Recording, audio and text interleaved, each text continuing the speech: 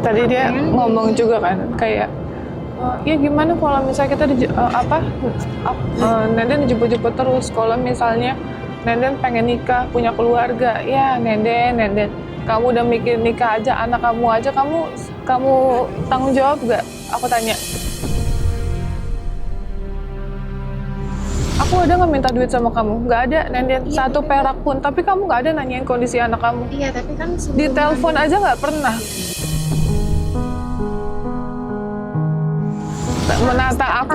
Menata gimana? Orang kamu mikirinnya mobil. Dari tadi kamu mikirnya punya keluarga baru, anak lagi. Tadi kamu ngomong gitu ya nggak?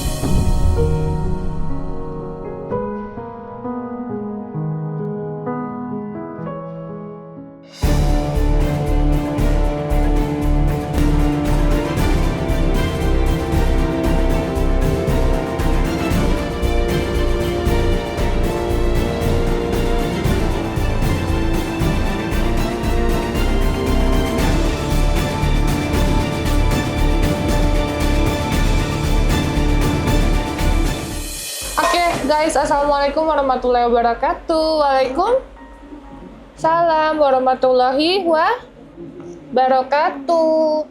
Nah, ini ada bobo sini, Mimi cucu. Nah, oke, ini ada Karin dan juga siapa nih namanya? Anak siapa? Anak Mama Opi. Hah? Mama Opi. Mama Opi sama siapa? Sama Anjay. Oke, sini dong Citra. Nah, aku sekarang lagi di yayasan ya guys, mau ngebahas Nenden. Nah, ini kan jujur ya, kondisi Nenden kan sebenarnya udah membaik setelah keluar dari rumah sakit jiwa. Nah, tapi sekali lagi ya guys, kita ini kan merawat juga banyak ya Mbak. Ada total 7 anak. Nah, masing-masing ibunya mayoritas adalah orang dengan gangguan jiwa. Jadi, jujur Li, kita sudah merawat anaknya aja sebenarnya sudah alhamdulillah ya. Udah Masya Allah nih gitu, tapi kita tidak bisa juga merawat ibunya terus-menerus. Sedangkan sakit yang diderita adalah menurutku yang dibuat oleh ulahnya sendiri.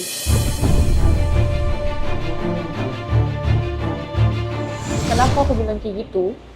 Karena ibunya Citra dan ibunya Karin, yaitu Nenden, itu ya bekerja yang aku tidak bisa jelaskan untuk kalian semua gitu. Intinya konteksnya adalah negatif gitu, dan itu berpengaruh dengan dia mengkonsumsi obat-obatan dan juga alkohol yang berlebih gitu, yang mengakibatkan tentunya gangguan mentalnya kembali kumat guys ya.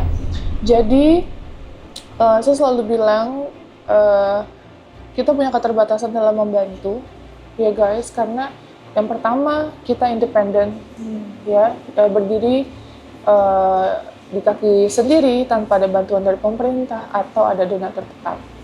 Jadinya kita tidak bisa terus-menerus fokus terhadap satu orang. Jadi kalau kita mau bantu, kita mobile, keluar masuk oke ya, tapi sekali lagi kita memiliki keterbatasan.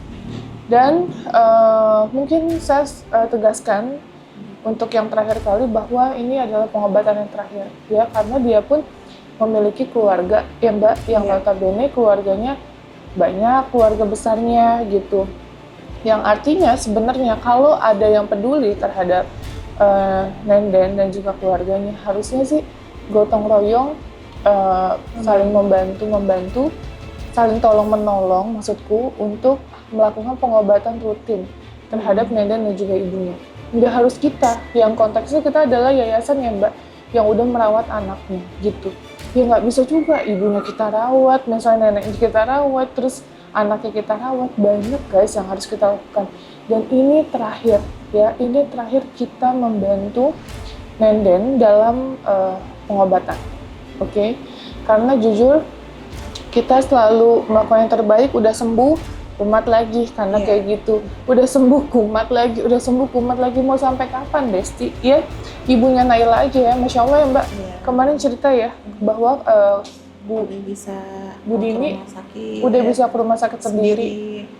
Jadi si Bu Dini itu semua pengobatan dia sudah menyadari bahwa dia sakit gitu, dia butuh obat. Jadi ketika dia udah habis obatnya, dia langsung ke rumah sakit jalan sendiri. Bu Dini loh, yang segitu parahnya dulu. Sekarang ya Masya Allah udah sangat membaik banget. Ya makanya itu adalah tergantung support dari keluarga yang pertama. Yang kedua adalah kesadaran dari diri sendiri gitu. Ya ini aku mau panggil Nenden nih. Nenden sini Nenden. Nah Mbak Rofiko mana? Oh ya udah jalan ya. Lupa. Nah sekarang aku sama Nenden. Nah Nenden gimana nih sekarang kabarnya? Baik, Mbak. Oke. Kamu kenapa sih kumat-kumatan?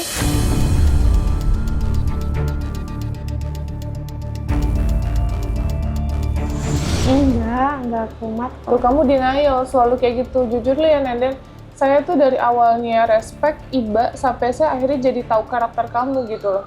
Kamu kemarin fitnah yayasan, fitnah Bu Bude, Mbak Ros terkait kalung. Apa tuh kalung, Mbak Rofiko? Oh iya kan waktu itu hilang sama perawat di rumah sakit dibuka. Katanya udah di Bu Piko, mungkin katanya udah dikasihin ke yang di yayasan gitu. Nenden, mana videonya? Pakai iPad aja biar jelas videonya. Kamu tuh fitnah jelas. Yang pertama, pada saat Citra nemuin kamu, pada saat penjemputan kamu nggak pakai kalung.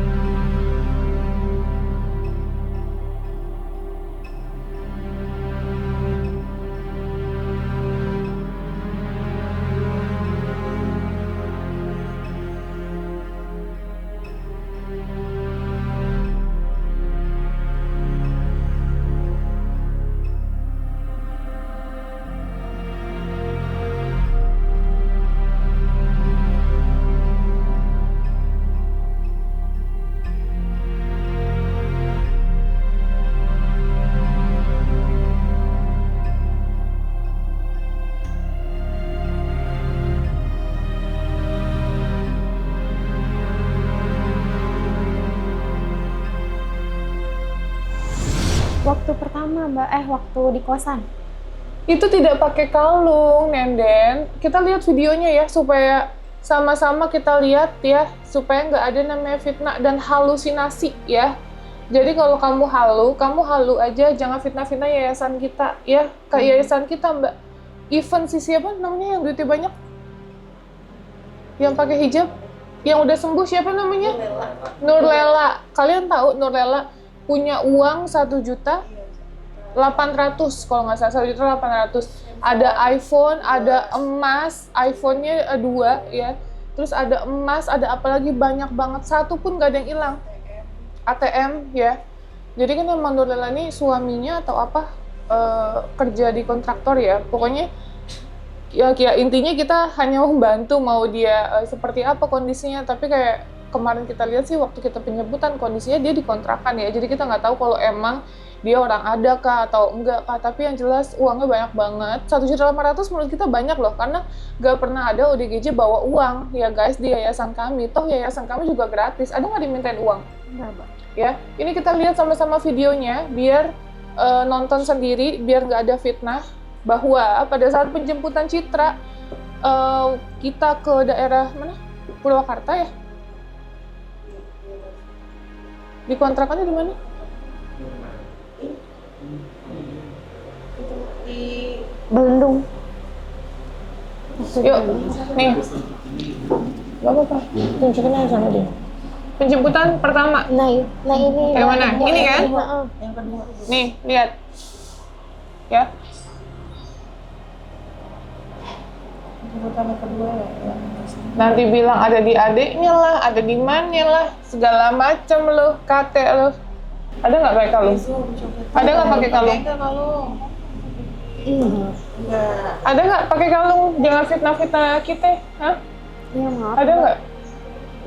Nggak mau Nenden, aku nggak mau difitnah kayak gitu. Ada nggak nih pakai kalung? Kamu udah nggak pakai kalung di sini?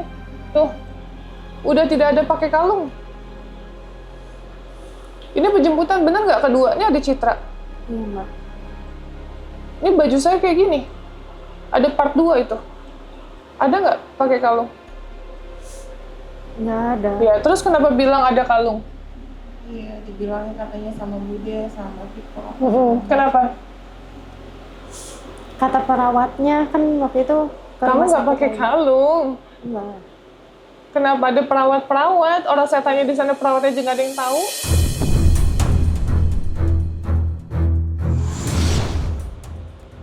Ayo, kalung mana? Mau ngomong apa, kalung apa? Iya, perasaan dibuka sama perawat waktu itu. Iya, jangan perasaan. Jangan perasaan. Kamu berangkat dari kosan ke mobil kita udah nggak ada kalung. Gimana bisa nyampe perawat? Coba saya tanya, kenapa bisa nyampe ke perawat? Orang di rumah sakit udah nggak ada kalung, kok nyampe ke perawat? Kan kita jemput udah nggak ada pakai kalung. Enggak, maaf ya, mungkin daya ingat aku mungkin yang ini ada masalah mungkin di. Ya, terus kamu Rasain kenapa apa? konsumsi konsumsi kayak gitu-gituan lagi? Enggak. Nggak apa, nggak salah lagi. Citra, sana dulu nak, masuk dulu. Ayo, Jai, masuk dulu tuh sama Mbak Isma tuh. Ayo. Ayo Karin, masuk dulu sana. Ayo tuh ke ibu tuh. Ayo. 1, 2, 3. Kamu nemenin tamu aja saya tahu. Bener nggak? Kamu jangan bilang kamu nggak konsumsi alkohol. Kamu nggak konsumsi obat-obatan. Kamu konsumsi, Nenden. Saya tahu semua loh. Masih nggak mau ngaku.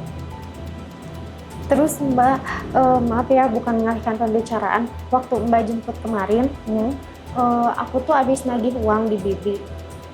Aku kira Bibi yang ngelaporin ke Mbak. Enggak, pertanyaan saya kenapa masih konsumsi itu? Pertanyaan saya kenapa masih konsumsi kayak gitu? Dia masih kerja yang nggak halal.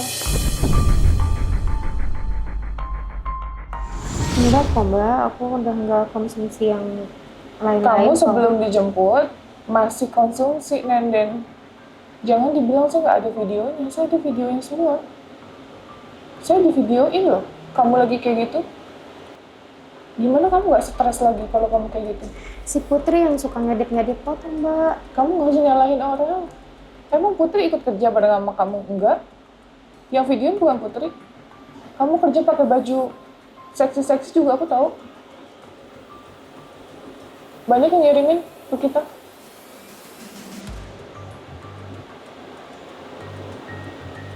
Kamu kerja buat apa, saya tanya? Buat Mama. Hah? Buat Mama. Enggak, mama kamu nggak pernah dikasih duit. Saya tahu. Mama kamu nggak pernah dikasih duit. Kerja bilang apa? Kemarin kerja bilangnya buat apa, Mbak? Buat anak. Anak kamu nggak pernah dikasih duit satupun. Jangankan beli satu popok, satu Pampers. Nanya kabar juga enggak. Telepon juga enggak. Iya, handphonenya hilang terus, ada yang nyuri. Kemarin handphone yang kita pernah ngasih handphone. Iya, dicuri Mbak. Dijual. Dijual. Dijual. Dijual. Enggak, kalau dijual buat apa Mbak? Kan aku ada yang ngasih makan. Dijual kan? Enggak, Mbak, dicuri.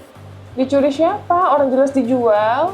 Orang yang jual aja ngasih tahu ke kita mau ditebus lagi apa enggak. Kok masih nggak ngaku? Itu siapa yang ngambilnya? Bukan yang ngambil, orang yang itunya, konternya. Yang ngomong, Enggak kok, aku nggak ngejual ke konter, Mbak. Sumpah demi Allah, kalau buat makan aku ada yang ngasih. Orang Jakarta juga, jadi kalau butuh uang buat makan suka ngasih gope gitu. Ngasih dari mana? Teman kenalan waktu kerja. Iya, ngasih dari mana? Tapi yang jual. Iya, semenjak HP hilang nggak ada komunikasi juga. Nggak, pertanyaan saya gini, Nenden. Kamu kan kita bawa berkali-kali, ya kan? Kok kamu nggak ngerti-ngerti gitu loh? Kok kamu nggak paham-paham?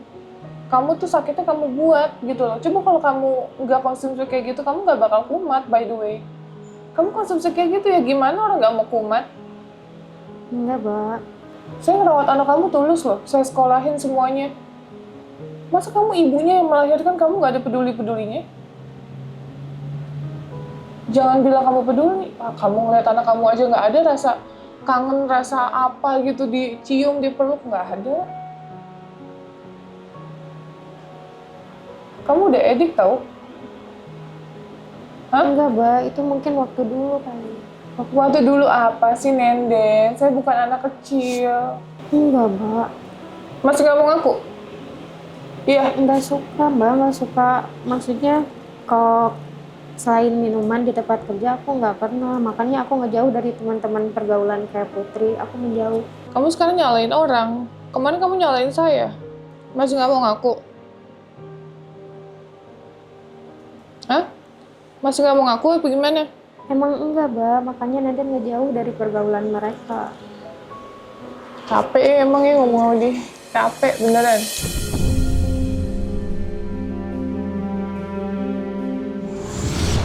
Jadi halunya kebanyakan gitu dan ditambah udah sakit dia kebanyakan nutupin. Dia udah sehat kok guys, karena dokter pun ACC udah pulang. Bukan berarti dia sembuh dari ODGJ-nya, enggak. Hasilnya masih skizofrenia, tapi sudah ACC pulang, udah approve. Yang notabene konteksnya adalah secara emosional, secara mental sudah lumayan membaik ya, bukan artinya sembuh. Nggak ada konteksnya langsung sembuh, Besti. Yang namanya sudah skizo, kalian tahu nggak, udah kena nih, ya kan, kayak TV kena LCD. Bisa nggak langsung hilang lagi? Nggak, kan diservis dulu kan, diobatin dulu, dan itu harus berkali-kali. Begitu juga adalah ODGJ gitu. Nggak mungkin 1000 banding 1 ya guys, yang sekali diobatin langsung sembuh ya Mbak. 1000 banding 1. Pasien kita aja nih, saya udah kurang lebih 5 tahun, 6 tahun menjalani ini, 1000 banding 1 yang sembuh guys. Kalau udah kena, itu nggak mungkin langsung instan sembuh. Gitu ya, jadi nggak mungkin dokter katanya ACC dia bilang sembuh. Aku sampai nanya sama dokternya, siapa yang ngomong Nenden sembuh? Nggak ada yang ngomong. Hasil medisnya juga nggak ada yang bilang dia sembuh. Masih sama skizofrenia gitu.